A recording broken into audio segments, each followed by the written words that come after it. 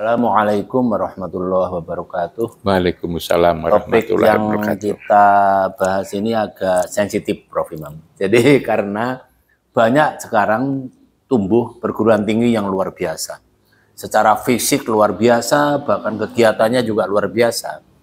Tetapi kan masalahnya adalah pendidikan tinggi ini kan suatu lembaga pendidikan yang seharusnya menyiapkan mahasiswanya, alumninya nanti bisa hidup di masa depan, dan mungkin 5 tahun lagi, 4 tahun lagi, bahkan sampai 10 tahun lagi. Mereka-mereka ini kalau hidup di zaman yang nanti itu kan sudah beda dengan sekarang. Sekarang ini kan banyak yang sudah hilang gara-gara kemajuan teknologi informasi. Yang dulu ada wartel sekarang udah hilang. Ya. Telepon rumah sudah hilang. Pasar hampir hilang udah ini gara-gara ada online ya.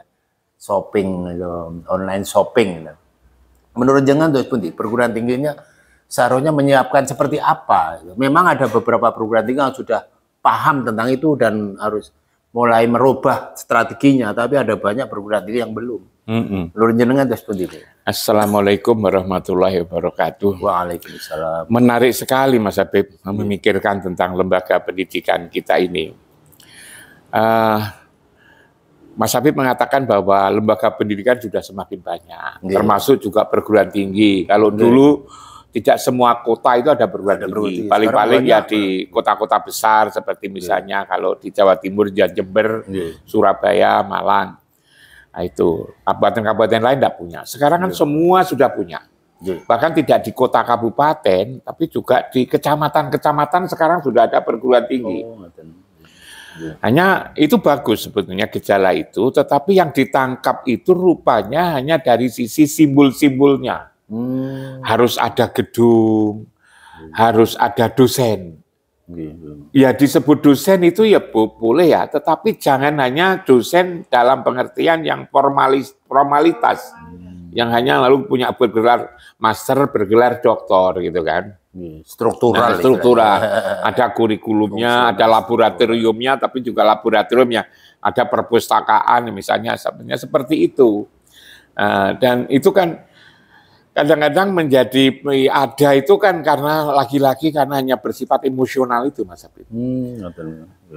Yang emosional yang saya maksudkan hanya berkeinginan punya perguruan tinggi, hanya berkeinginan punya lembaga pendidikan.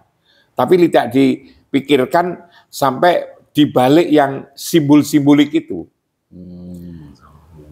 Lalu kemudian dari itu yang adanya itu hanya bersifat simbolik juga bisa mengeluarkan ijazah, gitu kan. Kuliah-kuliah juga hanya bersifat formalitas. Nah itu lalu kemudian juga melahirkan sarjana-sarjana yang bersifat formalitas pula. Yang begini ini sebetulnya tidak akan bertahan, Mas Habib. Nanti akan tergerus sama zaman. Orang yang semakin terbuka, orang yang semakin rasional gitu Mas Habib. Itu tidak mau dengan hal-hal yang bersifat simbolik seperti itu. Nanti itu akan ditinggalkan orang. Maka kalau Mas Habib mengatakan bahwa kok banyak ya institusi-institusi yang dulu ada sekarang tidak ada. Dulu orang ada memproduk kalau mesin ketik aja brother itu ya, ketik pakai tangan. Sekarang sudah tidak ada. Orang dulu suka dengan lihat TV ya. Sekarang TV sudah tidak menarik ya. Toko-toko TV sekarang juga sudah menjadi sepi gitu kan. Nah dulu misalnya ada yang namanya pasar rame. Sekarang pasar juga sudah tidak rame lagi karena pasar sudah menyebar kemana-mana. Bahkan sekarang sudah pakai online kan itu Mas Habib ya. Dulu ada misalnya kantor pos gitu kan. Sekarang kantor pos sudah ada. Dulu menjelang hari raya itu kita membuat kartu lebaran. Sekarang ya sudah tidak ada. Ya kan berarti kan mesin-mesin percetakan menjadikan menganggur kan gitu kan. Maka bisa jadi institusi pendidikan kalau dia hanya mempertahankan hal-hal yang sifatnya simbolik itu nanti juga akan hilang. Orang tidak akan mau lagi sekolah ke situ, kuliah di situ. Apalagi masyarakat itu sudah ngerti bahwa simbol-simbol itu sudah tidak bisa tidak bisa membantu kehidupannya. Hanya dihargai orang, tapi penghargaan, penghormatan itu juga kosong. Nah, itu kan. Kalau dulu kan yang namanya sarjana itu kan masih dihormati banget. Sekarang coba S1 itu di desa-desa aja kan juga tidak di ini kan. sekarang ini. Sudah terlalu banyak. Nah, karena itu memang ini juga harus dibaca oleh perguruan tinggi, gitu kan. Di mana saja, jangan lalu kemudian hanya berhenti kepada tataran-tataran yang sifatnya simbolik itu. Tatkala kita misalnya belajar pertanian, maka lulusannya harus bisa tanya. Lulusannya itu bisa menyelesaikan problem-problem pertanian seperti apa? Bagaimana? Apakah kalau dulu kan yang sifatnya bagaimana tanahnya luas, gitu kan Mas Ebi, kebunnya luas, lalu kemudian sekarang punya tanah itu bisa menghasilkan apa? Kalau lulusanmu kan begitu. Saya punya tanah seberapa hektar. Kalau dulu bisa menghasilkan misalnya 1 tahun uang misalnya 50 juta. Nah sekarang sama-sama 1,5 hektar bisa menghasilkan berapa? Apa bisa sampai 200 juta? Apa bisa 400 juta? Ditanam seperti itu kalau sekarang. Sebab orang ukuran-ukurannya itu sudah semakin jelas sekarang. Misalnya sarjana peternakan. Lulusanmu bisa mengembangkan peternakan seperti apa? Dapatkan temuan-temuan apa? Katakanlah misalnya kalau makanan, ahli makanan ternak yang seperti apa? Bukan konvensional. Bukan konvensional lagi. Semua nanti sudah bermuatan teknologi. Nah, itu. Dan nanti menjadi pimpinan perguruan tinggi harus mengubah itu semua. Strateginya. Jadi tidak lagi. Kalau dulu kan 1 tahun bisa meluluskan berapa, bisa lulus berapa berapa semester. Lalu kemudian dia bangga bahwa ini bisa meluluskan sarjana sekian semester, lalu sekian persen. Tapi nanti akan ada pertanyaan yang lebih substantif. Pertanyaannya adalah bisa apa? Kalau hanya punya ijazah S1, S2, S3, lalu kemudian ternyata tidak bisa apa-apa, itu lalu disebut dengan tipu-tipuan. Dan kalau sudah seperti itu, tidak akan lalu kemudian didatangi oleh calon mahasiswa baru. Nah seperti itu. Jadi sebetulnya ini kemajuan sains teknologi yang semakin cepat itu juga menantang untuk pimpinan institusi lembaga pendidikan ini, institusi pendidikan ini, untuk berpikir keras, Mas Habib. Yang lebih substantif. Nah itu harus dirubah.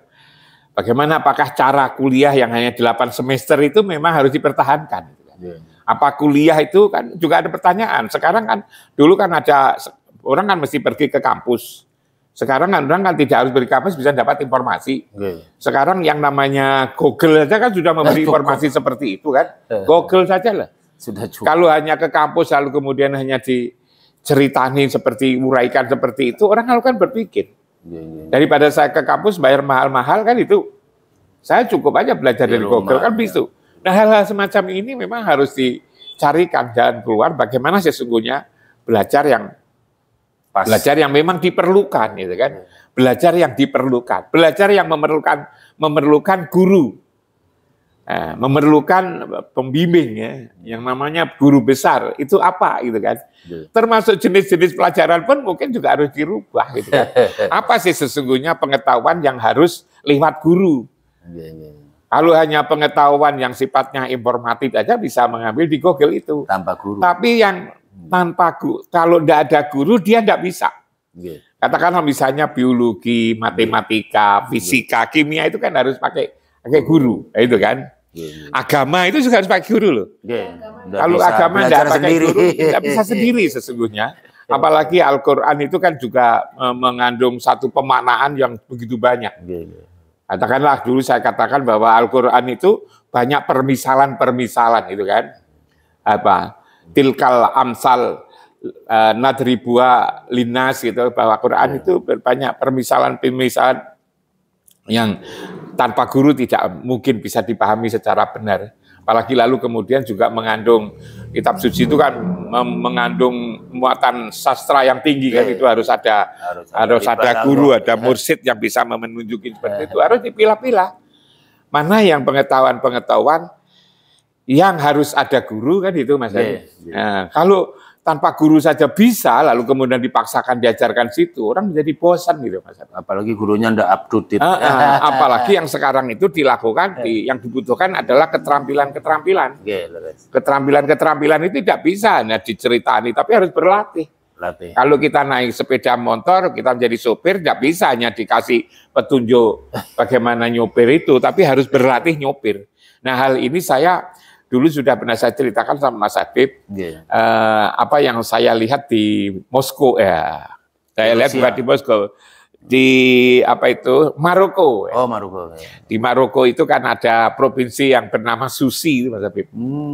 Di masyarakat Susi itu anak-anak sekolah itu yang penting bisa nulis, bisa baca, bisa hitung, gitu kan, bisa nyanyi, gitu kan, baca, nulis, hitung, nyanyi lalu apa gitu ya. Pokoknya dasar sekali. Tujuan dia ya hanya agar bisa itu. Karena itu kalau dia merasa sudah bisa, dia keluar DO. Dia DO, meninggalkan sekolah. Nah, kenapa kamu berhenti sekolah? Karena saya sudah bisa baca, bisa nulis, saya bisa hitung, gitu kan. Keluar. Nah, ketika keluar mereka itu, Mas Habib, dia lalu tidak nganggur di rumah, dia magang. Yang dia itu kepingin menjadi pengusaha unggul, maka dia perusahaan unggul. Lalu dia ingin seniman, sastra, dia magang di situ. Dia ingin kelautan, di situ dia. Kemudian dia kepingin apa namanya, tentang misalnya ahli hukum lah, ahli peternakan, dia ke di situ, magang di situ. Nah, itu. Nah, dia magang sudah bisa karena dia sudah bisa hitung, bisa nulis, bisa baca. Dan orang kalau sudah bisa hitung, bisa nulis, bisa baca dengan kemampuan tinggi kan. Dan sekarang bisa IT. Sekarang bisa IT, sudah bisa di situ, Mas Habib. Sekarang bisa. Sehingga di provinsi itu, Mas Habib, karena orang sekolah itu sudah langsung magang itu, itu tidak ada orang yang nganggur. Dan karena itu tidak ada orang nganggur, tidak ada orang miskin. Tapi kalau cari orang yang punya ijazah, tidak punya. Tidak ada. Sampai ketika terjadi krisis gitu, waktu itu di sana, rajanya itu kepingin untuk mencari Perdana Menteri dari daerah Susi itu. Nah, tatkala lalu dicari persyaratan tentang ijazah macam-macam, tidak punya di sana, susah. Akhirnya lalu seadanya. Tapi lalu kemudian dengan seadanya itu, Mas Habib, 2 tahun bisa tadi angkat itu Menteri apa namanya ekonominya itu loh. Menteri ekonominya dikasih hanya dalam waktu 2 tahun sudah selesai menyelesaikan itu oleh orang yang tidak tamat sekolah. Tapi orang yang tidak tamat sekolah karena tatkala pengalamannya luar biasa. Tatkala apa itu namanya magang itu, dia mengharuskan bisa berbahasa Inggris, dia bisa berbahasa Perancis, dia bisa berbahasa Spanyol gitu, Mas Habib. Dia bisa tanpa ijazah, gitu kan? Tapi dia bisa bahasa Inggris, bahasa Arab tentu kan bahasa Arabnya, bahasa Arab, ibunya, gitu kan? Bahasa Perancis dia bisa. Jadi orang yang tidak punya ijazah tapi bisa bahasa Perancis, bahasa Inggris, ya kita bahasa Belanda kan, mengendalikan negara, mampu mengendalikan negara, gitu kan. Sehingga lalu bisa menyelesaikan problem. Di Indonesia kan balik, kebalikannya. Gelarnya kan banyak, panjang-panjang, tapi juga tidak bisa apa. Itu kan, kalau balikannya. Iya, kan. Gelarnya panjang-panjang kalau di sini, tapi tidak bisa menyelesaikan masalah. Itulah yang saya maksud adalah bagaimana produk lembaga pendidikan yang hanya menghasilkan ijazah, pengetahuan yang sifatnya formalitas. Kalau di yang saya sebutkan tadi, di sana tidak ada formalnya, tetapi secara substantif dia punya. Tidak ada orang miskin, tidak ada orang nganggur, karena dia sudah punya keterampilan. Kan gitu, lewat latihan-latihan bertahun-tahun begitu, Mas Habib. Nah, di dunia ini ada yang aneh-aneh kayak begitu. Caranya perlu dicontoh ya. Iya, saya kira perlu ya. Karena itu bangsa ini, jangan berhenti di hal-hal yang sifatnya simbolik gitu loh. Tapi kita dalam alam yang terbuka, komunikasi yang kayak gini, dunia sudah semakin sempit kayak begini ini, harus segera untuk meninggalkan hal-hal yang bersifat formalitas. Sekolah formalitas, ijazahnya juga formalitas, gelar-gelarnya formalitas. Kalau ini dipertahankan, ini akan jadi barang antik. Dikira masih ada gunanya, tapi sebetulnya sudah tidak ada gunanya. Kalau barang antik karuan harganya mahal. Ini barang antik yang tidak punya harga malahan itu kan. Matur nuwun, Prof. Imam. Jadi saya kebetulan masih mengajar, Prof. Jadi saya masih mengikuti perkembangan bagaimana belajar di perguruan tinggi. Sekarang udah ada model belajar merdeka, kampus merdeka, belajar merdeka. Oh, merdeka belajar. Merdeka belajar. Merdeka belajar. Mereka ini bahkan disuruh magang. Sekarang ini Prof. Imam. Jadi kalau magang itu dinilai tinggi sekali. Anunya itu loh apa? SKS-nya. SKS-nya itu. Jadi sekarang ini bahkan kami juga ditatar sekarang untuk menjadi pusat istilahnya COE, Center of Excellence. Ya mudah-mudahan itu masih percobaan. Sebetulnya ini loh, kalau menurut saya harus ada kemerdekaan untuk mengambil keputusan. Jadi ditambah mengambil digariskan kemerdekaan untuk mengambil keputusan. Sehingga tidak dulu ketika saya jadi rektor, Mas Habib, saya kan ditegur waktu itu oleh Pak Dirjen. Apa betul Pak Rektor tidak menggunakan kurikulum Departemen Agama kan itu? Tapi bilang tidak, itu kan. Lalu bingung Pak Dirjen. Kenapa tidak? Bapak kan menjadi pimpinan perguruan tinggi negeri. Kok lalu tidak menggunakan kurikulum Departemen Agama? Saya bilang kalau saya menggunakan kurikulum Departemen Agama, tak bilang gitu, maka tidak akan maju sebagaimana dipesankan oleh Pak Menteri. Gitu kan. Tapi ya harus begitu, harus ngikut kan. Ini kan perguruan tinggi negeri. Waktu itu lalu kemudian Pak Dirjen ya tidak boleh begitu, tapi saya tidak sepakat kalau itu, saya tidak dibolehkan. Nah, itu akhirnya lalu saya jalankan aja kurikulum itu. Lalu kemudian tapi setelah beda, ya tak jalankan ya beda dengan Departemen Agama itu. Oh, enggak ada. Departemen Agama itu. Lalu kemudian beberapa tahun kemudian Pak Menteri sama Pak Dirjen kan saya undang ke kampus. Saya undang ke kampus, lalu mahasiswa sudah tak pesan kalau nanti Pak Dirjen, Pak Menteri pakai bahasa Arab, bahasa Inggris. Ternyata anak-anak bisa bahasa Arab, bahasa Inggris. Akhirnya lalu kemudian nanya, wah anak-anak sini bisa bahasa Inggris, bahasa Arab itu gimana? Ya karena beda itu. Karena nggak menggunakan kurikulum Departemen Agama, tak bilang begitu Mas Habib. Waktu itu harus berani ya. Berani mengambil keputusan, harus diberikan kemerdekaan kalau menurut saya. Terutama untuk dosennya. Rektornya dan dosen. Rektornya harus diberi kemerdekaan untuk mengambil keputusan, mencari terobosan-terobosan terbaik. Agar menghasilkan orang yang memang betul-betul dibutuhkan. Jangan lalu kemudian perguruan tinggi itu diatur sama. Semua itu sama. Beda-beda. Kan. Seperti kantor kecamatan itu, Mas Habib, semua harus ikut. Perguruan tinggi itu bukan kantor kecamatan. Gitu loh. Perguruan tinggi itu perguruan tinggi, punya kebebasan, punya keterbukaan, punya keberanian, lalu tanggung jawab. Itu. Itu namanya merdeka itu. Prof. Imam matur nuwun sangat. Jadi merdeka belajar itu sebenarnya. Merdeka belajar, merdeka mengambil keputusan. Matur nuwun sangat. Mudah-mudahan para pimpinan universitas atau lembaga lain ini paham tentang itu. Dan saya akhiri, assalamualaikum warahmatullahi wabarakatuh.